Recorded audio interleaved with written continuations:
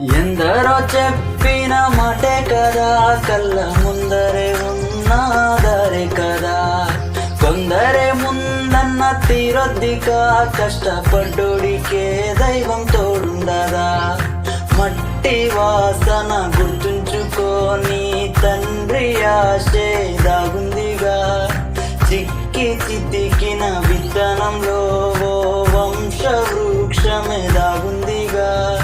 తరతరాల చెమట చుక్కలు లాల పోసెను భూమికే, బాధ్యతగా కొనసాగినాదో నైవేద్యమేగా స్వామికే. పేగు బంధ